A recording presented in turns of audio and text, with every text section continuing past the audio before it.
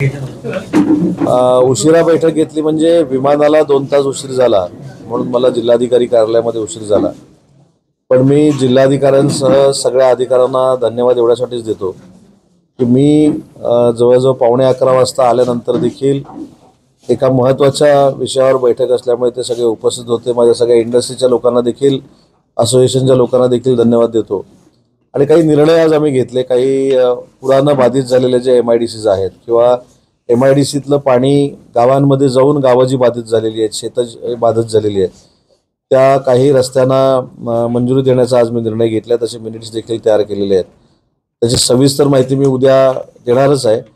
परंतु एक निश्चित आहे की या बैठकीचा फायदा छत्रपती संभाजीनगरमधल्या MIDCवर अवलंबून असलेल्या सगळ्या उद्योजकांना होईल। आमच्याकडनं MIDCकडनं पाणी जाऊन जी काही शेतं बाधित झालेली आहेत किंवा लोकांना त्रास झालेला आहे, गावांना त्रास झालेला आहे, त्याचा देखील कायमस्वरूपी प्रतिबंध करण्याचा निर्णय आजच्या बैठकीमध्ये राज्याचा उद्योग मंत्री म्हणून मी घेतलेला आहे। किती नुकसान झालं MIDC आतापर्यंत? नाही, MIDCचं नुकसान नाही झालं। MIDCमध्ये काही ठिकाणी लाईट नव्हती, परंतु ती रिस्टोअर करण्यात आली।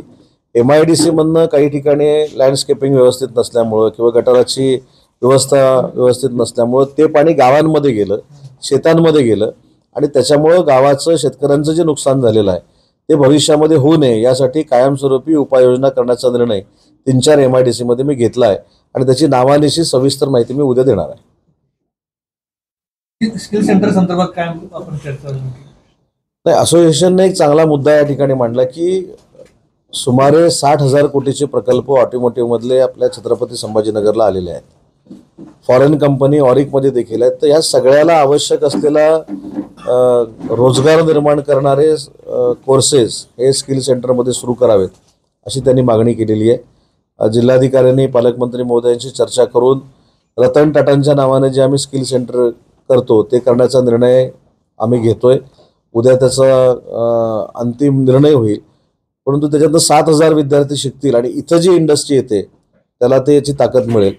अजून एक स्किल सेंटर देशात पहिल्यांदा इंडस्ट्री विभागाकडनं सुरू होतंय, तर ते छत्रपती संभाजीनगरला होतंय। ते 5 वर्षासाठी आम्ही चालवायला दिलेलं आहे। त्याचं बांधकाम देखील झालंय, त्याचं उद्घाटन देखील 8 ते 15 दिवसात मुख्यमंत्र्यांच्या हस्ते करण्याचं आमचं प्लॅनिंग आहे। त्याच्यामुळे छत्रपती संभाजीनगरला उद्योग विभागाकडनं भरपूर देण्याचा आम्ही प्रामाणिकपणानं प्रयत्न केलेला आहे आणि त्याचा फायदा भविष्यातल्या युवा पिढीला नक्कीच होईल आणि उद्योजकांना झालेला आहे असं उद्योजकांनी आता मला सांगितलं। समृद्धी कनेक्टिव्हिटी ते आपण 6 तारखेला उद्घाटन करूनच दाखवू। उद्घाटन आहे का? हां, 29ला ऑरिकचा वर्धापन दिन आहे आणि त्या दिवशी अतिशय महत्त्वाचा मिसिंग लेन जो होता समृद्धी महामार्गाला जोडणारा, त्याचं उद्घाटन देखील आम्ही करणार आहोत।